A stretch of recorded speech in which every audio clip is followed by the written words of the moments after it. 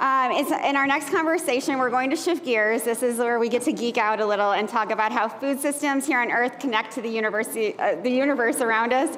Welcoming to the stage is Dr. Gary Blackwood, a retired member of the NASA Jet Propulsion Laboratory and the former leader of the NASA Exoplanet Exploration Program. Big round of applause for Dr. Gary. Thank you, Danielle.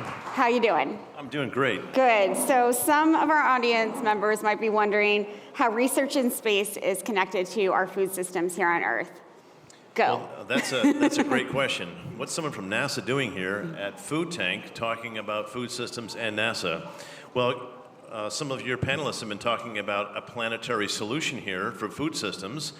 And what does NASA do but look at other planetary systems?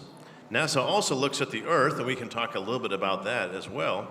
My personal job at NASA was to work on planets around other stars. And we can talk about how that connection exists. We now know there's planets around every star in the galaxy.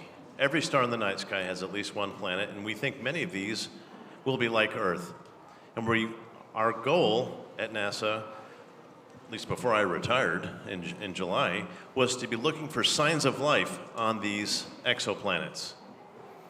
And what's the relationship to food systems on Earth?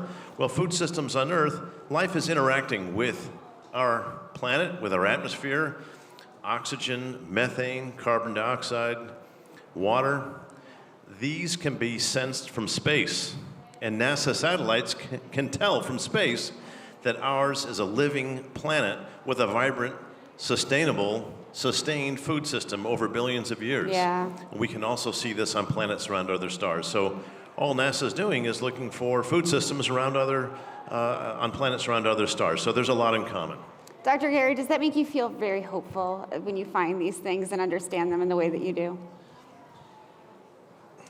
We should be hopeful. And here's why.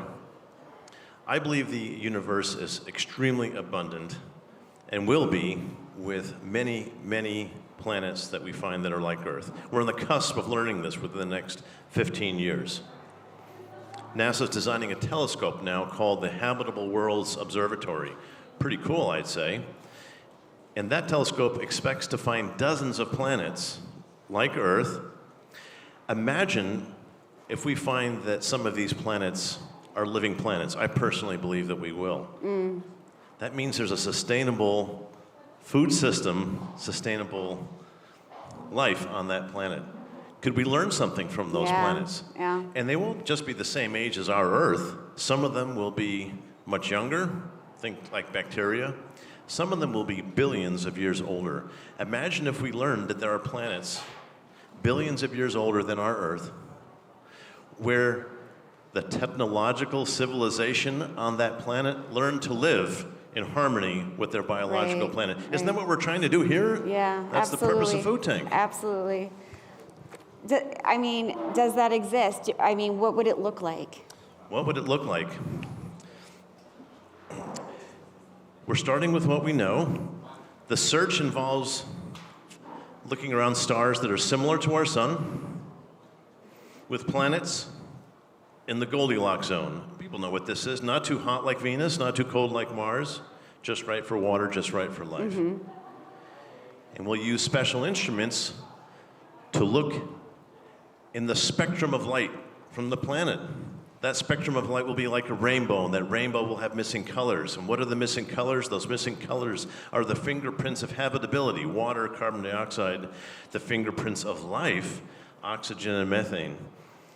Now, maybe it's a silicon-based life form. I've seen those movies. I don't think it's going to be. I think it's going to be carbon-based and water-based. Nature favors that, and we can talk more after about that. So we're all good carbon-based life forms, water-based life forms. I think that's what we'll find. What will it look like?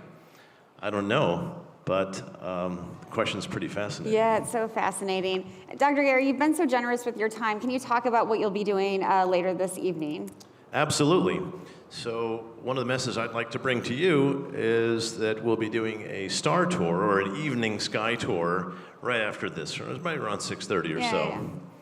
And so I'd like to describe to you through some science facts through some fun, how connected we are with our universe, with our sky.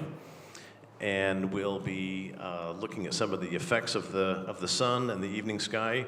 We'll be interacting a little bit with Chat GPT. I asked them to address the food tank audience in a humorous way as an astrologer, because most people know their signs. Sure. So we can look at the stars, we can know the signs, and we'll have a little fun with that.